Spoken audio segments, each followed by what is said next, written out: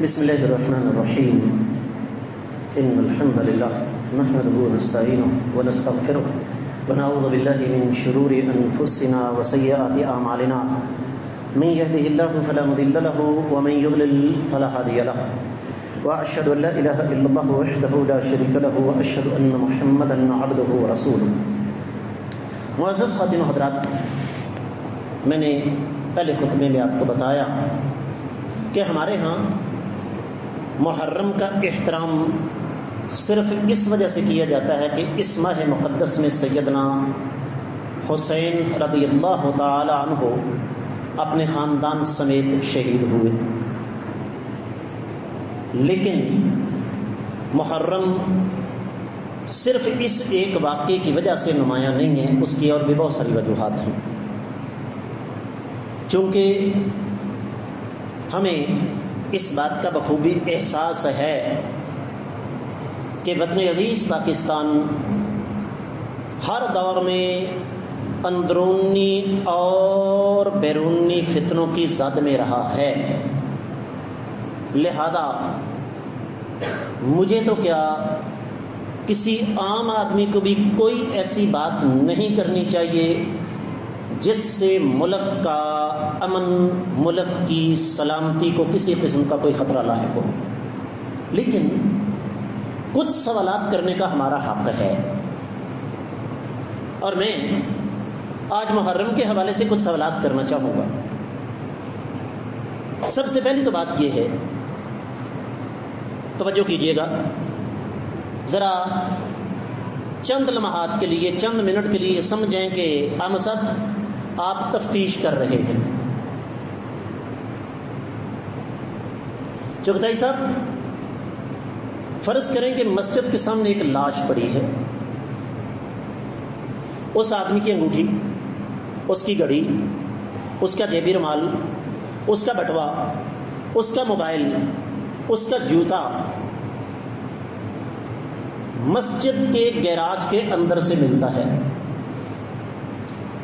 لاش مسجد کے دروازے پر، اور اس لاش کے متعلقہ دیگر ساری کی ساری چیزیں کہاں ہیں؟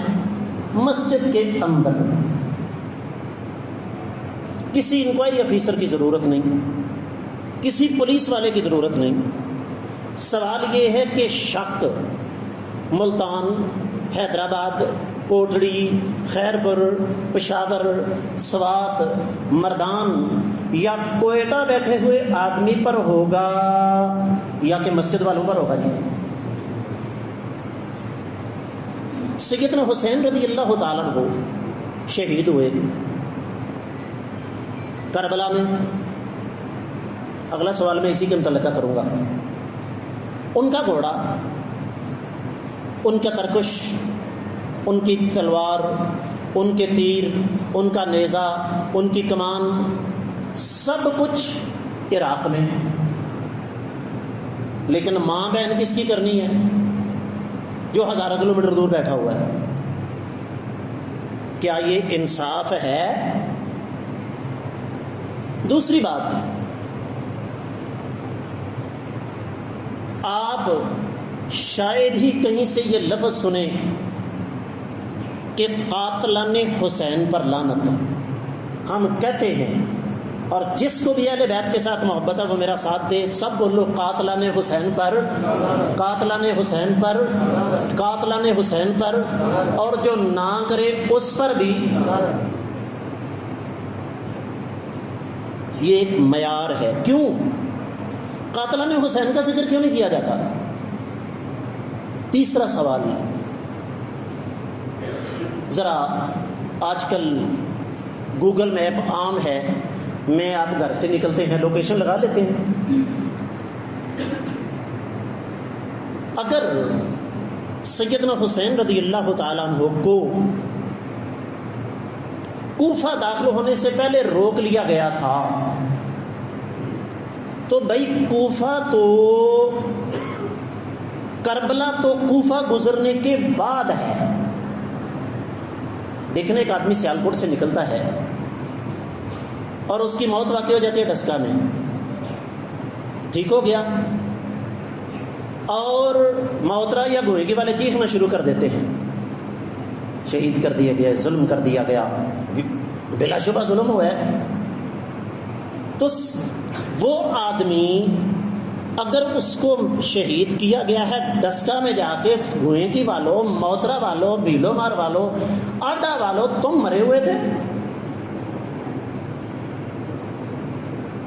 گوگل میپ تو کسی کے باپ کا بنایا ہوا نہیں ہے نا، وہ تو کسی مسلک کا بلکہ کسی مذہب کا بنایا ہوا نہیں، کافر کا بنایا ہوا ہے. دلچسپ بات یہ ہے کہ کربلا مدینہ سے، مکہ سے آتے ہوئے کوفہ کے بعد ہے. جب سیدنا حسین رضی اللہ تعالیٰ عنہ اپنے خاندان سمیت کربلا میں جا کر شہید ہوئے ہیں، کہاں تھے کوفہ والے؟ کہاں تھے جن کا دعویٰ تھا کہ ہم جان قربان کر دیں گے؟ زندگی رہی تو اگلے سال میں انشاءاللہ سامنے دیوار پہ لگا کے آپ کو دکھاؤں گا. گوگل میپ کا پرنٹ لے کے نا، آپ نے یاد دلانا ہے مجھے، فلیکس کے اوپر پرنٹ لے کے میں دیوار پہ لگا کے دکھاؤں گا. اس کا مطلب کیا ہوا کہ دال میں کچھ کالا نہیں، ساری دال ہی کالی ہے. کوئی فرقہ واریت کی بات نہیں، کسی مسلک کی بات نہیں، بات سمجھنے اور سمجھانے کی ہے. اور آخری سوال، حالانکہ سوالات بہت ہیں. سیدنا حسین رضی اللہ تعالیٰ عنہ سیدنا حسن سے چھوٹے ہیں رضی اللہ تعالیٰ عنہ. اس کا مطلب کیا ہوا کہ سیدنا حسن رضی اللہ تعالیٰ عنہ اگر 3 ہجری کو پیدا ہوئے تو سیدنا حسین رضی اللہ تعالیٰ عنہ 4 نہیں تو 5 ہجری کو پیدا ہوئے ہوں گے.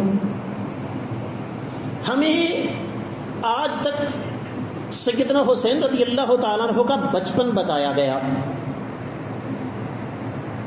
اور اس کے بعد لمبی چھلانگ مار کے سیدھے کربلا کے میدان میں لے گئے. اور وہاں بھی صورتحال کیا ہے؟ آپ قصہ کربلا سنانے والے 10 20 50 100 بندوں کو ایک ایک کر کے علیحدہ بٹھا لیں، دیہڑی میں دے دیں گا. جو کہتے ہیں نا راوی کہتا ہے، راوی کہتا ہے، ان سب کی ریکارڈنگ کریں.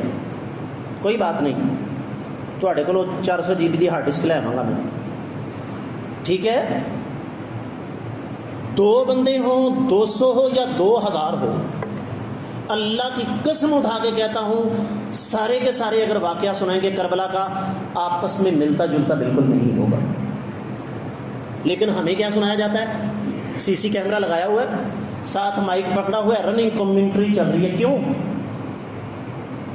وہ جو درمیان والا عرصہ تھا 50 سال سے زیادہ کا سیدنا حسین رضی اللہ تعالیٰ عنہ کا، بچپن سے لے کر کربلا میں شہید ہونے کے درمیان والا جو 50 سال کا عرصہ ہے، وہ کہاں گیا بھائی؟ جبکہ اصل ضرورت کس بات کی ہے کہ ان مقدس معزز متبرک ہستیوں کی سیرت کو سامنے رکھا جائے. میں نے کہا میرے پاس 25 منٹ ہوتے ہیں، اب 25 منٹ میں آپ کو سیدنا حسن رضی اللہ تعالیٰ کے بارے میں کیا بتاتا، لیکن اتنا میں نے آپ کو بتا دیا کہ سیدنا حسن رضی اللہ تعالیٰ عنہ کو پڑھنے کی ضرورت ہے. یہ وہ سوالات ہیں جو ہمیں کرنے کا حق بنتا ہے. اور پھر بامر مجبوری آخری سوال میں کرنے پر مجبور ہوں کہ سیدنا حسین رضی اللہ تعالیٰ نے قربانی دی، اور جو اس قربانی کا انکار کرے اسے اپنے ایمان کی فکر ہونی چاہیے. ہم قربانی کیوں نہیں دیتے؟ ہم تو قربانی لیتے ہیں. پورا ملک بلاک،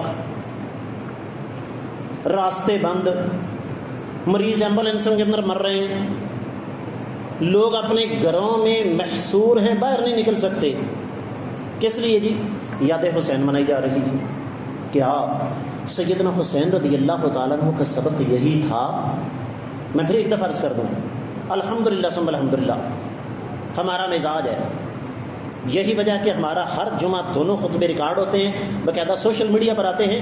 الحمدللہ محافظت داروں کو یہاں آ کے نوٹس لینے کی ضرورت نہیں، سب کچھ ایک ایک لفظ ان کو وہاں مل جائے گا. ہم کسی مسلک کسی فرقے کی بات نہیں کرتے، لیکن یہ سوالات جو میں نے آپ کی خدمت میں رکھے، یہ سوال کرنے کا ہم حق رکھتے ہیں کہ پیغام حسین رضی اللہ تعالیٰ عنہ کیا ہے، سیرت حسین رضی اللہ تعالیٰ عنہ کیا ہے.